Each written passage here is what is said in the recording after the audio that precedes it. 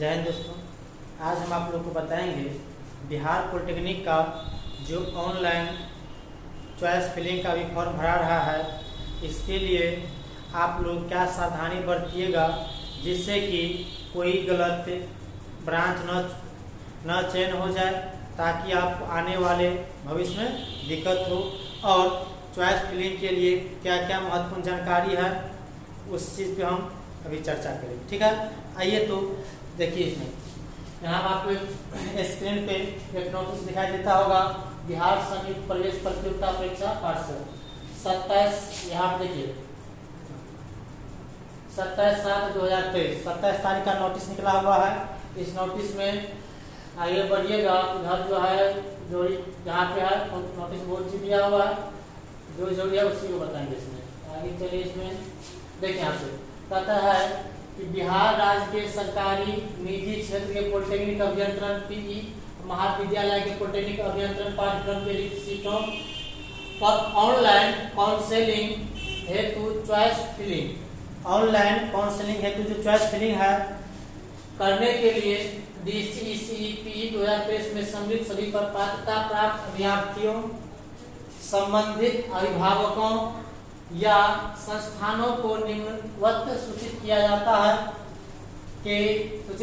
परीक्षा फल के आधार पर पात्रता प्राप्त अभ्यर्थियों को मेगा सूची पार्षद की वेबसाइट इस पर उपलब्ध है। आपका जो पात्रता परीक्षा दिए थे, समझे कि नहीं, उसका जो है मेगा क्रमांक रैंक कार्ड से कहते हैं, आपका इस साइट पर उपलब्ध है। आप यहाँ से डाउनलोड कर लीजिए, ठीक है।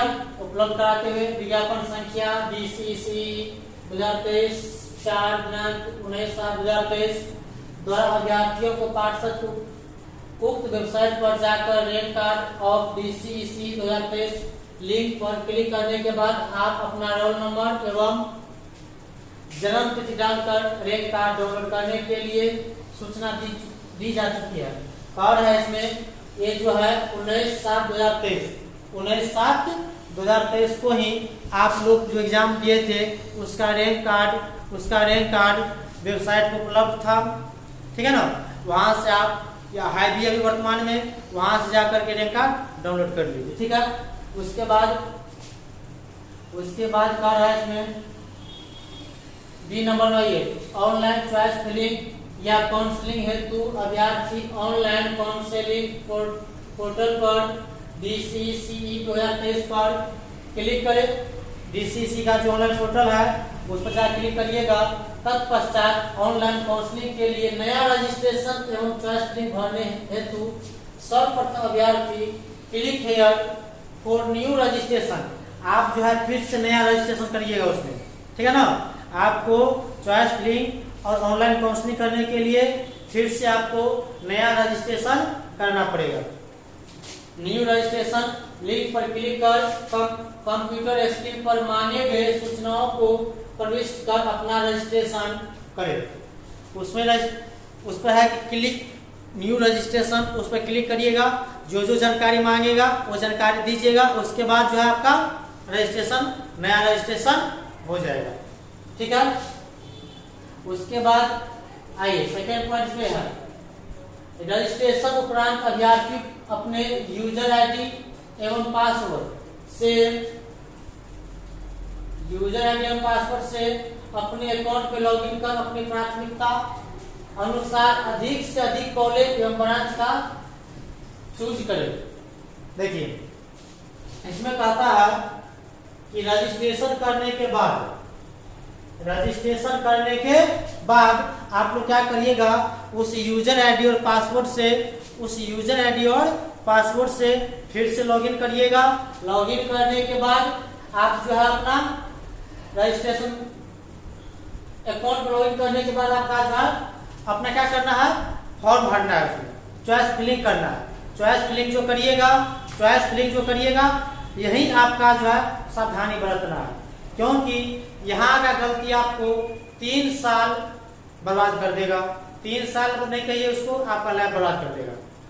यदि बहुत स्टूडेंट तुम देखते हैं अच्छा रैंक रहता है, लेकिन वो जो चॉइस फिलिंग करते समय ब्रांच गलत दे देता है, इसलिए उसका क्या हो जाता है, चला गया। ठीक है ना, इसके बारे में हम वीडियो के बाद में बताएंगे किस तरह से कौन ब्रांच को पहले देना है और ब्रांच को बाद में देना है, बताएंगे इसके बारे में। ठीक है, याद रखिएगा। चलिए आगे। उसके बाद कहता है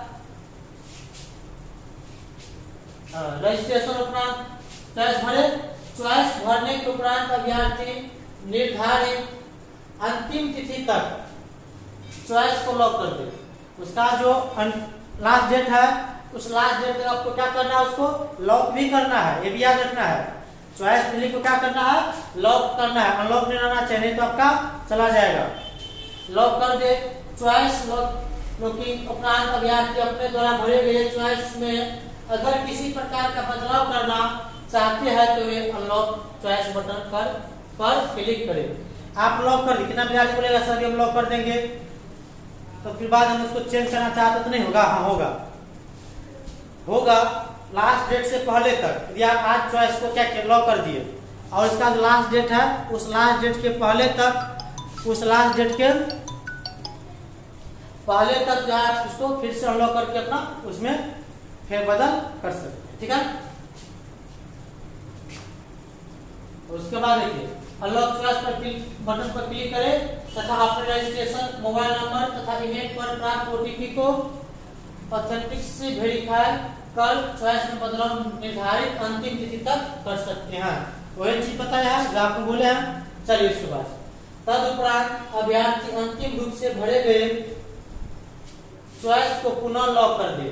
आपको बोले ना, आपको लॉक करना ही करना है, समझे कि ना? अनलॉक करके सुधार किए फिर उसको क्या करना है, लॉक करना है। अगर अभ्यर्थी निर्धारित अंतिम तिथि तक अपना चॉइस लॉक नहीं करते हैं तो उनका चॉइस निर्धारित अंतिम तिथि के बाद स्वतः लॉक हो जाएगा। ठीक है ना, वो नहीं करिएगा तो फिर लॉक ऑटोमेटिक लॉक हो जाएगा। अंतिम तिथि उपरांत चॉइस में किसी प्रकार के बदलाव का प्रावधान नहीं होगा। लास्ट डेट जो है चॉइस फिलिंग का, उसके बाद आप चाहिएगा जो उधर कर ले, कोई बदलाव नहीं होगा। ठीक है ना, नहीं होगा। अभ्यर्थी अपने द्वारा भरे गए चॉइस का प्रिंट आउट निकाल कर भविष्य के लिए अपने पास सुरक्षित रख ले। वो जो आप चॉइस फिलिंग किए हैं उसको अपना प्रिंट आउट करके अपने पास रख लीजिएगा। कारण है जैसे आप काउंसलिंग में जाइएगा वहां आपका मांग करेगा, समझे ना, इसीलिए इसको आप प्रिंट आउट करके अपना एक पेज रख लेना। ठीक है, चलिए आगे।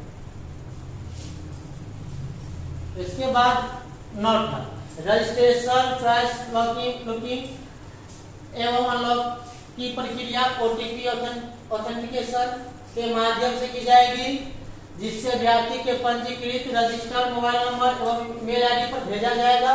साथ ही यह भी सूचित किया जाता है कि पंजीकृत मोबाइल नंबर एवं ईमेल आईडी को किसी भी शर्त पर बदलाव नहीं जा सकता। आप जो मोबाइल नंबर ईमेल आईडी डाले हैं उसमें उसी ईमेल आईडी और मोबाइल नंबर पर आपका जो है ओटीपी जाएगा। चॉइस फिलिंग का जो भी प्रक्रिया है वही, और यह जो है मोबाइल नंबर चेंज नहीं होगा, समझ, ये मोबाइल नंबर चेंज नहीं होगा, नहीं ईमेल आईडी इसका चेंज होगा। थर्ड में ऑनलाइन काउंसलिंग हेतु रजिस्ट्रेशन एवं चॉइस फिलिंग की प्रक्रिया वन टाइम है। ऑनलाइन काउंसलिंग हेतु जो है रजिस्ट्रेशन करना आपको चाहिए पड़ेगा, और रजिस्ट्रेशन करना और चॉइस फिलिंग की प्रक्रिया सिर्फ एक बार है। आप एक ही बार चॉइस फिलिंग और रजिस्ट्रेशन कर सकते, बार बार इसमें नहीं कर सकते हैं। इसलिए अगर कोई अभ्यर्थी फर्स्ट राउंड में रजिस्ट्रेशन नहीं करते हैं अथवा रजिस्ट्रेशन कर अपना चॉइस फिलिंग नहीं करते हैं तो वैसे भी सभी अभ्यर्थी को अगले चक्र की ऑनलाइन काउंसलिंग हेतु दोबारा रजिस्ट्रेशन एवं चॉइस फिलिंग का मौका नहीं दिया जाएगा। क्या होता है, जैसे फर्स्ट राउंड अभी चल रहा है तो बहुत स्टूडेंट को जानकारी भी नहीं होता है, बहुत में जो स्टूडेंट है उसको जानकारी भी नहीं होता है। इधर दरभंगा में दो तीन रोज से दरभंगा मधुबनी सब में नेट बंद था तो बच्चा सबको जानकारी नहीं था। तो फर्स्ट ऐसे में क्या होगा, फर्स्ट राउंड का जो डेट है उस डेट में ऑनलाइन रजिस्ट्रेशन नहीं किया, चॉइस फिलिंग नहीं किया, डेट खत्म होने के बाद, समाप्त होने के बाद उस सोचेगा फिर से कर लेंगे नया डेट सेकेंड राउंड में, ऐसा संभव नहीं है। सेकेंड राउंड में उसी को मौका दिया जाएगा जो फर्स्ट राउंड में रजिस्ट्रेशन करवाया है और कॉलेज का नाम चॉइस फिलिंग दिया है, किसी कारणवश रैंक के आधार कारण या अदर कारण से उसका फर्स्ट लिस्ट में नाम नहीं आया तो सेकेंड लिस्ट में उसी का नाम आएगा, ना कि नया स्टूडेंट का सेकेंड राउंड। ठीक है ना, चलिए आगे। अंतिम रूप से भरे गए चॉइस की लिस्ट सीट अलॉटमेंट से पूर्व अभ्यर्थी के पंजीकृत ईमेल के माध्यम से भेजी जाएगी। चॉइस का लिस्ट आपको ईमेल आईडी पर भेज दिया जाएगा। वैसे सभी अभ्यर्थी जिन्होंने निर्धारित अंतिम तिथि तक चॉइस फिलिंग किया है के आधार पर सीट अलॉटमेंट किया जाएगा। आप जो है लास्ट डेट तक जो चॉइस फिलिंग किए हैं, आप जो है लास्ट डेट तक जो चॉइस फिलिंग किए हैं उसी के आधार पर आपको जो है सीट अलॉटमेंट मिलेगा। अभ्यर्थी अपना सीट आवंटन रिजल्ट देखने हेतु निर्धारित तिथि से अपने अकाउंट में लॉगिन कर अपना सीट आवंटन रिजल्ट देख सकते हैं। इसका जो सीट अलॉटमेंट रिजल्ट निकलने का डेट है उस डेट में आप जाइएगा उसके साइट पे, अपना ईमेल आईडी, अपना जो है रजिस्ट्रेशन नंबर, पासवर्ड डालिएगा, वहां पर आपको शो कर देगा। अगर कोई अभ्यर्थी अपने आवंटित कॉलेज एवं ब्रांच से संतुष्ट नहीं है तो प्रोविजनल अलॉटमेंट ऑर्डर डाउनलोड करने के क्रम में अगले राउंड के लिए अपग्रेडेशन हेतु अपनी इच्छा व्यक्त करें। यदि आपको फर्स्ट राउंड में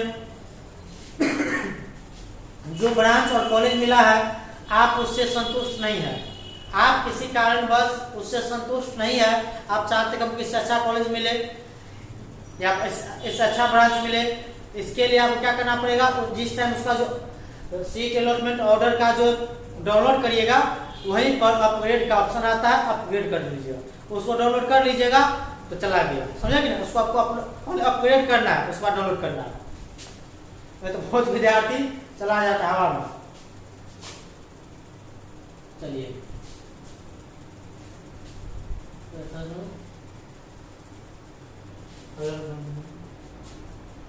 अगर कोई अभ्यर्थी अगले राउंड की काउंसलिंग के लिए अपग्रेडेशन हेतु अपनी इच्छा व्यक्त नहीं करते हैं तो उन्हें अगले राउंड की काउंसलिंग के लिए विचार नहीं किया जाएगा। यदि आप फर्स्ट राउंड में अपग्रेड नहीं करते हैं उसको अगले राउंड में आपको नहीं मिलेगा, समझे ना, इसलिए उसको अपग्रेड करना है। जिसको फर्स्ट लिस्ट में कॉलेज से संतुष्ट नहीं होगा उसको अपग्रेड करिएगा। चलिए, आवंटित अभ्यर्थी द्वारा डाउनलोड किए गए प्रोविजनल अलॉटमेंट ऑर्डर में डॉक्यूमेंट वेरिफिकेशन या एडमिशन हेतु रिपोर्टिंग नोडल सेंटर का नाम एवं तिथि अंकित होगा। आप जो सीट अलॉटमेंट ऑर्डर निकालिएगा उसमें उसी में जो है आपको रिपोर्टिंग आपको कहाँ पर वेरीफाई करना है, समझे ना, उसका डेट और टाइम और प्लेस सब दिया रहेगा, समझे ना। सेंटर का नाम तिथि अंकित होगा जिसके अनुसार अभ्यर्थी अपने संबंधित रिपोर्टिंग या नोडल सेंटर पर निर्धारित तिथि तक जाकर अपना डॉक्यूमेंट वेरिफिकेशन कराएंगे, है ना। जो डेट दिया रहेगा उस डेट में जाकर के वहां पर आपको क्या करना है, कौन से डॉक्यूमेंट वेरिफिकेशन करवा लेना है। अगर कोई अभ्यर्थी किसी भी कारणवश निर्धारित तिथि तक अपना डॉक्यूमेंट वेरिफिकेशन नहीं कराते हैं तो वैसे सभी आवंटित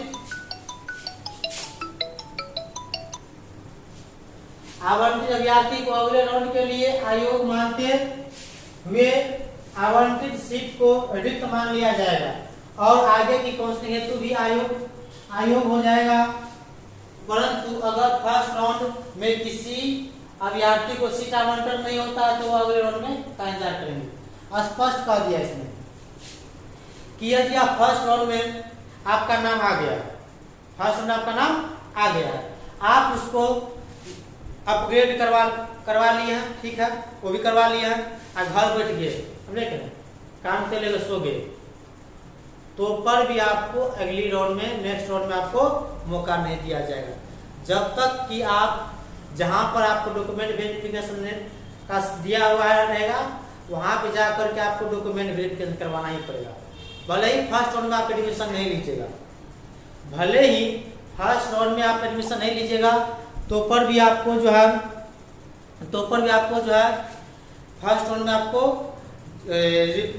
जहाँ पे डॉक्यूमेंट वेरिफिकेशन होगा वहां पे जाकर के डॉक्यूमेंट वेरिफिकेशन करवाना पड़ेगा, तभी जाकर के आपको नेक्स्ट राउंड में मौका मिलेगा, ठीक है।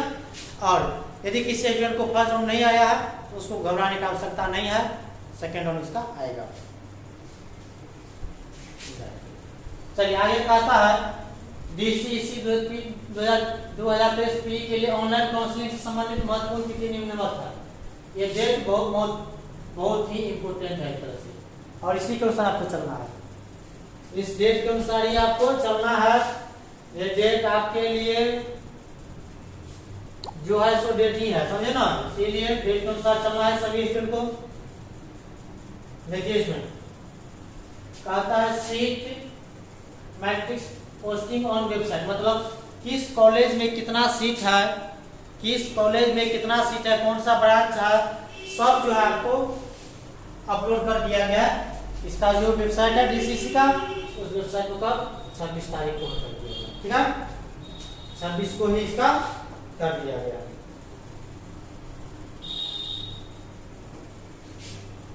चलिए उसके बाद starting date of online registration choice filling for seat allotment. आपका जो है ऑनलाइन रजिस्ट्रेशन और चॉइस फिलिंग उसका डेट 28 तारीख को ही दे दिया, 28 तारीख से स्टार्ट है, 28 तारीख को ही दे दिया, ठीक है ना, और 28 तारीख से स्टार्ट है। उसके बाद लास्ट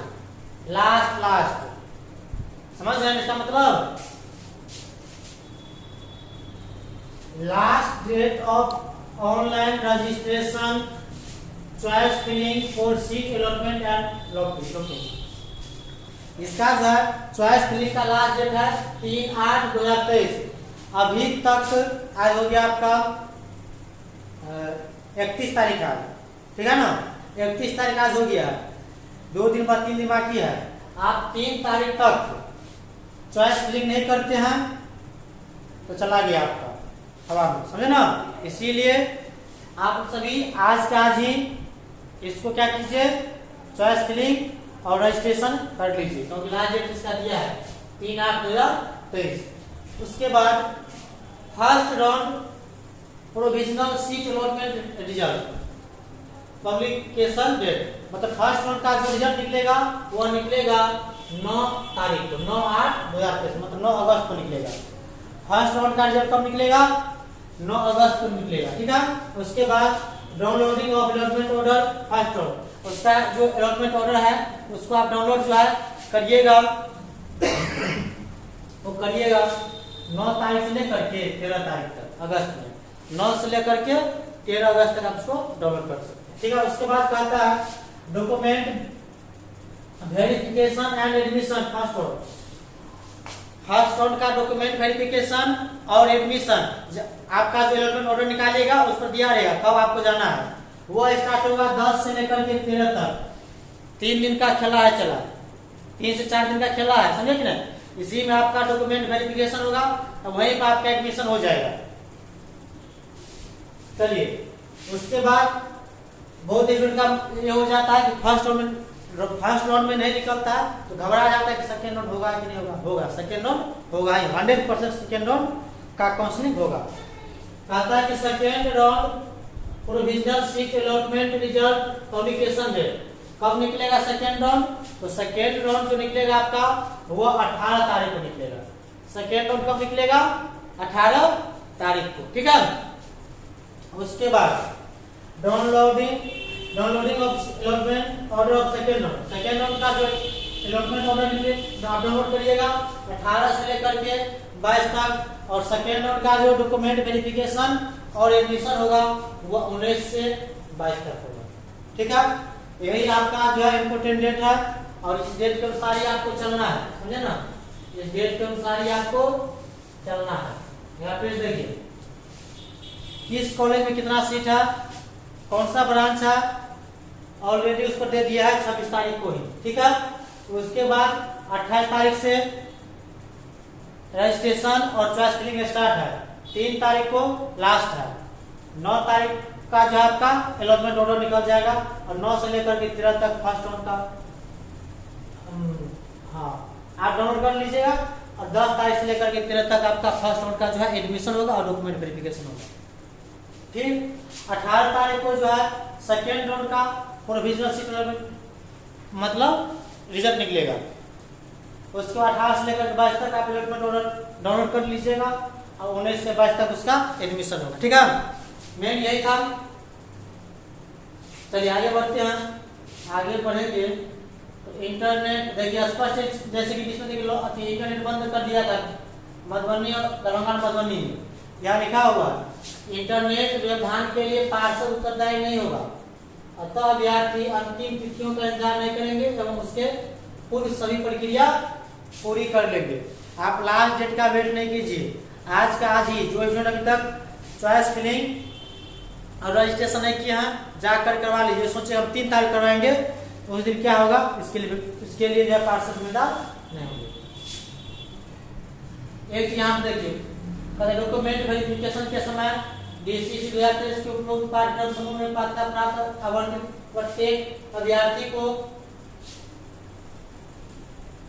को अपने रिपोर्टिंग नोडल सेंटर पर विवरण पुस्तिका के पृष्ठ 1 एवं 2 में उल्लिखित सक्षम प्राधिक पदाधिकारी द्वारा निर्गत सभी मूल प्रमाण पत्र दस्तावेज एक स्वयं सत्यापित फोटो प्रति के साथ लाना आवश्यक है। देखिए पॉलिटेक्निक में आपको क्या सब चाहिएगा, आवश्यकता होगा ऐसे इसमें दिया हुआ। ठीक है, जो भी डॉक्यूमेंट है सब डॉक्यूमेंट एक फोटो कॉपी और उस पर आपका सिग्नेचर होना चाहिए। ठीक है ना, उस फोटो कॉपी क्या होना चाहिए, आपका सिग्नेचर होना चाहिए नीचे में कहीं भी, वो आपको लाना चाहिए। तो क्या सा डॉक्यूमेंट चाहिए, मैट्रिक या समकक्ष परीक्षा का मूल प्रवेश पत्र, एडमिट कार्ड, मूल अंक पत्र, मार्कशीट, मूल उपबंधित प्रोविजनल जो है प्रमाण पत्र, जन्म तिथि प्रमाण हेतु उसमें प्रोविजनल चाहिए। ठीक है, उसके बाद डिप्लोमा सर्टिफिकेट, प्रवेश प्रतियोगिता परीक्षा। आप जो पॉलिटेक्निक का जो एग्जाम दिए थे, आप जो पॉलिटेक्निक एग्जाम दिए थे उसका जो एडमिट कार्ड था वो एडमिट कार्ड भी लगेगा। ठीक है, मूल जाति प्रमाण पत्र, आपका जाति का सर्टिफिकेट ओरिजिनल चाहिए। मूल आवासीय प्रमाण पत्र, आवासीय भी चाहिए। चरित्र प्रमाण पत्र, कैरेक्टर चाहिए। विवरण पुस्तिका के पृष्ठ 1 और 2 में वर्णित अन्य प्रमाण पत्र जहाँ लागू हो, यथा सैनिक कर्मचारी मतलब जो भी छूटता है जैसे डिग्री कोटा है उसके लिए जो भी डॉक्यूमेंट है उधर सब इसमें आपको चाहिए। उसके बाद आधार कार्ड का कॉपी, एक फोटो से आधार कार्ड का चाहिए। DCC 2023 की ऑनलाइन किए गए एप्लीकेशन फॉर्म के पार्ट ए एवं पार्ट बी की हार्ड कॉपी जिस टाइम शुरू में याद कीजिए, शुरू में जो आप पॉलिटेक्निक का फॉर्म भरे थे तो आपको है 5-6 वो पेज निकाल करके दिया होगा, उसी में पार्ट ए और पार्ट बी होगा। ठीक है ना, वही पार्ट ए और पार्ट बी आपको लेकर के वहां पे जाना पड़ेगा। यदि उस टाइम किसी कार्ड बस नहीं निकाले होगा तो निकलवा लीजिएगा, साइड पे दिया हुआ पार्ट ए और पार्ट बी। उसके बाद रैंक कार्ड ऑफ DCC, आप जो आपका कितना रैंक आया है वो जो है वो रैंक कार्ड भी आपको लगेगा। द वेरिफिकेशन स्लिप, जांच पर्ची in 2 copy as download along with the biometric form in 1 copy. साक्षात्कार पहुंचने के समय पता लाना होगा। देखिए बायोमेट्रिक का फॉर्म दिया गया इसके साइड पे, आपको हम नेक्स्ट वीडियो में बताएंगे कि बायोमेट्रिक का फॉर्म जो है किस तरह से डाउनलोड करें। ठीक है ना, वो लगेगा वहां पे। उसके बाद अभ्यर्थी रिपोर्टिंग या नोडल सेंटर पर जाकर अपना डॉक्यूमेंट वेरिफिकेशन कराने के पश्चात अगर अगले राउंड की काउंसलिंग के लिए अपग्रेडेशन हेतु इच्छा किए हैं तो अपना मूल प्रमाण पत्र के साथ हस्ताक्षरित डॉक्यूमेंट वेरिफिकेशन स्लिप अपने साथ वापस ले ले। देखिए आप बोले थे ना यदि आप फर्स्ट राउंड में संतुष्ट नहीं है अपने ब्रांच से कॉलेज से तो वहां पे जाइए, जहाँ पे डॉक्यूमेंट वेरिफिकेशन होता है वहां पे जाइएगा, आपका डॉक्यूमेंट वेरिफिकेशन करेगा, एक स्लिप देगा, उस स्लिप ले लीजिएगा, अपना डॉक्यूमेंट ले लीजिएगा, आ जाइएगा घर पे, आ जाएगा, सेकेंड लिस्ट का वेट करिएगा।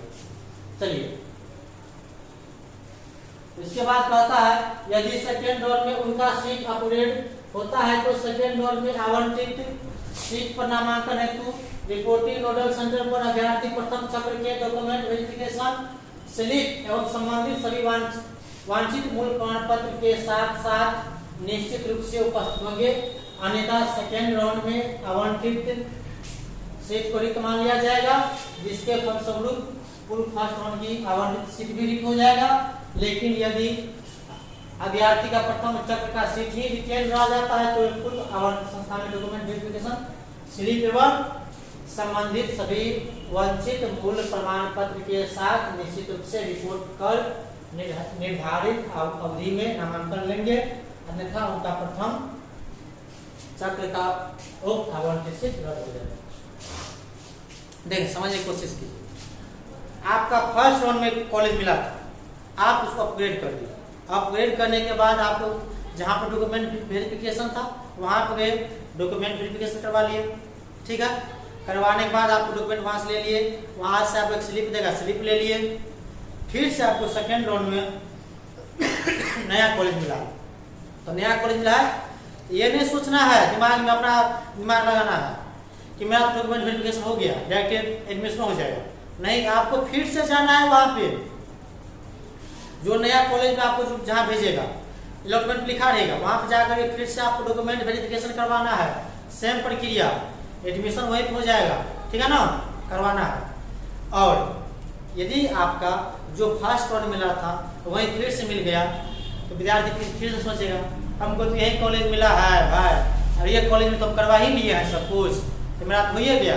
नहीं, आपको फिर से प्रक्रिया रिपीट करना है, फिर से वो प्रक्रिया क्या करना है, रिपीट करना है, ठीक है। यदि आप ऐसा नहीं करते हैं तो चले जाइएगा बोरा, समझे कि नहीं। चलिए, आपका नोटिस समाप्त हो गया।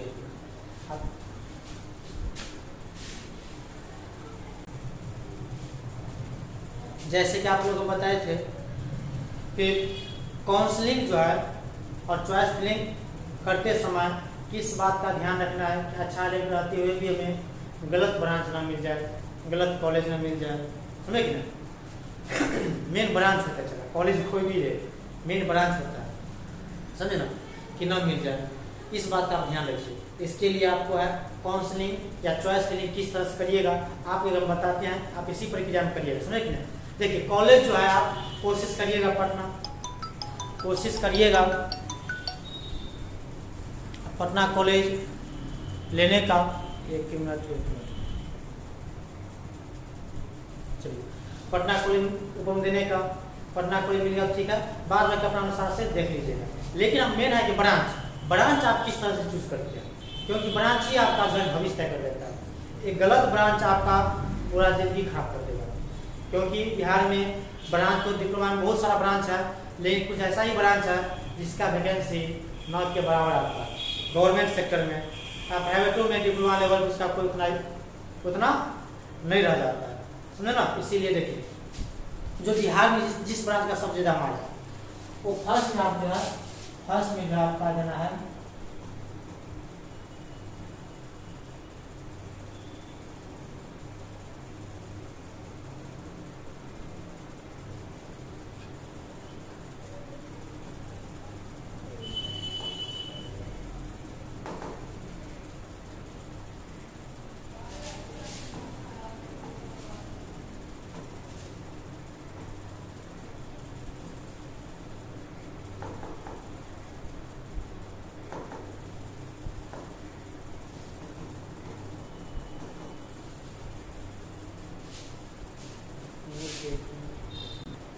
चलिए, फर्स्ट में कौन सा ब्रांच देना है आपको, फर्स्ट में देना है सिविल ब्रांच, सिविल इंजीनियरिंग आपको फर्स्ट में देना। अपना कॉलेज अपना सुविधा अनुसार चूज कर लीजिएगा। जैसे कि पटना 7 दिए सिविल ब्रांच, उसका पटना 13, ऐसे फर्स्ट में दिए सिविल पटना 7। सेकेंड में देंगे सिविल इंजीनियरिंग पटना 13, समझे कि ना। फिर थर्ड में देंगे सिविल इंजीनियरिंग मान लीजिए मुजफ्फरपुर। 4 में देंगे सिविल इंजीनियरिंग दरभंगा। इस सब के पीछे जीपी लगा हुआ है, जीपी जो जो जीपी है, जो जीपी है वही गवर्नमेंट होगा, समझे कि ना? जो जीपी होगा वही गवर्नमेंट, पहले पूरा गवर्नमेंट देना है, समझे ना? गवर्नमेंट देना ही है, प्राइवेट के चक्कर में। हाँ, जिसका मन है प्राइवेट से प्राइवेट दे सकता है, नहीं गवर्नमेंट, ठीक है ना? इसी तरह से फिर से सिविल इंजीनियरिंग मधुबनी, फिर 6 में देंगे सिविल इंजीनियरिंग सुपौल, फिर 7 में देंगे सिविल इंजीनियरिंग क्या है पूर्णिया, फिर 8 में देंगे सिविल इंजीनियरिंग भागलपुर, समझे ना?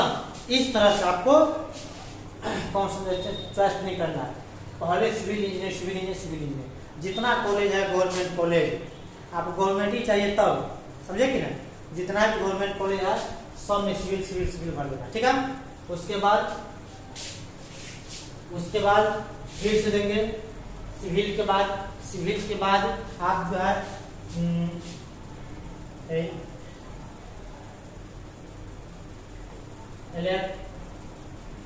Electrical engineering Patna 7, electrical engineering Patna 13, electrical engineering मान लीजिए दरभंगा, जो भी आपको है ना, इलेक्ट्रिकल इंजीनियरिंग दरभंगा। उसी तरह से इसमें जाना है इलेक्ट्रिकल इंजीनियरिंग मधुबनी, उसी तरह जाना है electrical engineering Bhagalpur, electrical engineering Muzaffarpur, मतलब जो भी है इधर वाला साइड अपना मन से दीजिएगा, लेकिन ये वाला हमारे विचार से इसी क्रम में डालना है।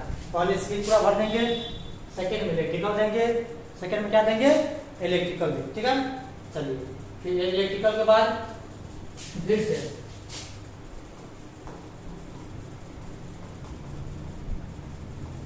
Mechanical engineering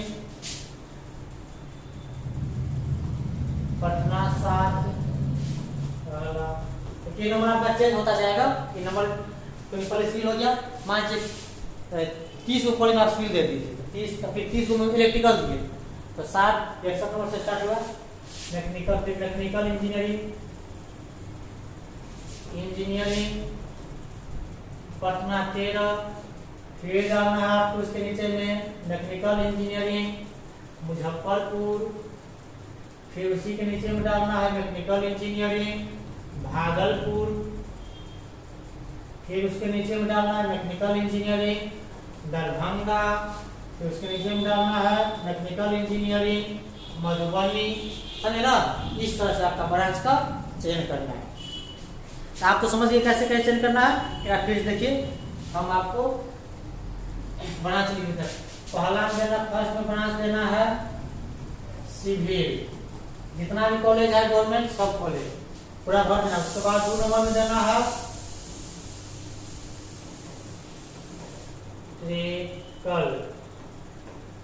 electrical engineering, 3 number में देना है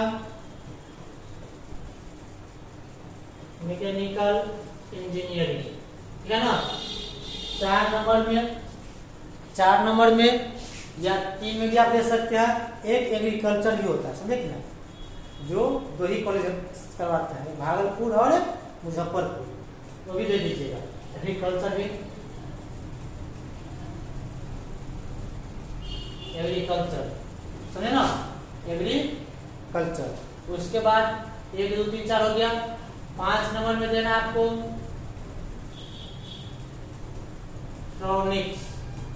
इलेक्ट्रॉनिक्स इंजीनियरिंग, फर्स्ट में सिविल, सेकेंड में इलेक्ट्रिकल, थर्ड में मैकेनिकल, फोर्थ में आपको मन है, समझे कि एग्रीकल्चर आप फर्स्ट में भी दे सकते हैं यदि आप इच्छा है तो, क्योंकि इसका बहुत ही अच्छा ब्रांच है भी एग्रीकल्चर। उसके बाद इलेक्ट्रॉनिक्स, उसके बाद क्या है इलेक्ट्रॉनिक्स। इसके बाद कितना क्या करता है कंप्यूटर साइंस, मुझे मालूम है क्या किया कंप्यूटर साइंस का डिग्री लेकर के, साउथ साइड में चलता है कंप्यूटर साइंस। बिहार में भी चलेगा कब, जब बीटेक करेगा तब। आप करेगा डिप्लोमा कंप्यूटर लैब कूदिएगा, कोई वैल्यू नहीं है कंप्यूटर का, खुले हम बोल रहे हैं, समझे कि ना। कंप्यूटर साइंस का कोई वैल्यू नहीं है, 0/0 हो जाएगा, 3 साल बर्बाद हो जाएगा, घंटा बजाते रह जाएगा। इसीलिए 9 के बराबर करना है कंप्यूटर। हाँ, यदि आपको ये इच्छा है जब बीटेक भी करें, बीटेक करें तब आप कंप्यूटर साइंस ले सकते हैं, ठीक है ना। कंप्यूटर साइंस लीजिए, बीटेक ऑटोमेटिक चेंज हो जाता है। आप मान लीजिए डिप्लोमा किया सिविल से, बीटेक कर लिए कंप्यूटर साइंस से, क्योंकि बीटेक का स्तर पर बीटेक में कंप्यूटर साइंस का स्कोप ज़्यादा है, ठीक है ना। लेकिन डिप्लोमा में सबसे ज़्यादा स्कोप है, सबसे ज़्यादा स्कोप है इस भाई साहब का, समझे क्या, बिहार में इस भाई साहब का सबसे ज़्यादा स्कोप है बिहार में। तो सबका मेन जाना चाहिए हमको सिविल, नहीं तो इलेक्ट्रिकल, नहीं तो टेक्निकल, इसका ये अलग चीज हो जाता है, समझे ना, ये अलग चीज हो जाता है। उसके बाद इलेक्ट्रॉनिक्स, समझे ना। आपका बहुत इच्छा कर रहा है तब लीजिएगा computer science engineering, computer science engineering, समझे ना। बहुत इच्छा करे तब हम किसी भी स्टूडेंट को इसके लिए सजेस्ट नहीं करेंगे, समझे ना, खास करके डिप्लोमा में। हाँ, यदि आपके पास ये क्षमता है, ये क्षमता है कि फर्स्ट और सेकेंड सेमेस्टर में, अच्छा फर्स्ट और सेकेंड ईयर में, सॉरी फर्स्ट सेकेंड सेमेस्टर में, यदि फर्स्ट सेकेंड सेमेस्टर में आप किसी भी विषय में आपको कैरी नहीं लगता, फेल नहीं होते, फर्स्ट सेकेंड सेमेस्टर में किसी विषय में आपको कैरी नहीं लगता है, समझे कि नहीं। और थोड़ा कॉलेज में आपको जान पहचान है, माल पानी खर्चा करने की आपकी क्षमता है, समझे कि नहीं, तो आप फिलहाल इससे भी कॉलेज में एडमिशन ले लीजिए, क्योंकि इसका बहुत कॉलेज में बहुत ज़्यादा रेट जाता है तो कोई मिल जाता है। कंप्यूटर साइंस से भी आप कॉलेज में एडमिशन ले लीजिए। फर्स्ट और सेकेंड सेमेस्टर में किसी भी ट्रेड में विषय में आप फेल नहीं होना चाहिए, कैरी नहीं लगना चाहिए, समझे कि नहीं। तो थर्ड में जो है, यदि आपके कॉलेज में सिविल का या ऊपर का, समझे कि नहीं, किसी भी ब्रांच में सीट खाली रहेगा तो आपको थर्ड सेमेस्टर में जाकर के जो है ब्रांच चेंज होता है, समझे कि नहीं। वो तो अंदर के बाद बता नहीं चला, समझे कि नहीं। आपको मन है कि मजबूरी में रैंक अच्छा नहीं आया है, हमको सीट नहीं मिला, रोड है, समझे कि नहीं। आप ये भी ले लीजिए, कंप्यूटर साइंस एडमिशन ले लीजिए, 2 सेमेस्टर मतलब 1 साल, फर्स्ट सेकेंड सेमेस्टर में मन लगा कर पढ़िए, किसी विषय में फेल नहीं होना चाहिए, फेल होगा तब नहीं होगा, किसी विषय में फेल नहीं होना चाहिए, कैरी नहीं लगना चाहिए।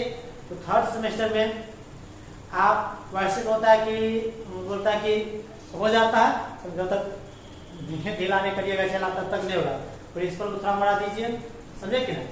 आपका है फर्स्ट सेमेस्टर में जिसमें खाली रहेगा, खाली हो रहता ही रहता है, एक दूसरे खाली रहता है, उसमें घुसा देगा। इसके लिए चाहिए थोड़ा आपका अपने आप पर भी काबिलियत होना चाहिए, कब फेल नहीं होंगे, समझे ना। और कॉलेज का जान पहचान होना चाहिए, समझे ना। यदि कोई दिक्कत होगा तो संपर्क करना, चलिए ठीक है ना। Best of luck. आप हम उम्मीद करते हैं कि सबको जो है मिले यही बड़ा, पैसा खर्चा करने का आवश्यकता क्यों करिएगा, यही बड़ा, क्योंकि इसका जो है ना लगभग बिहार में बहुत ज़्यादा स्कोप, इसीलिए, ठीक है ना।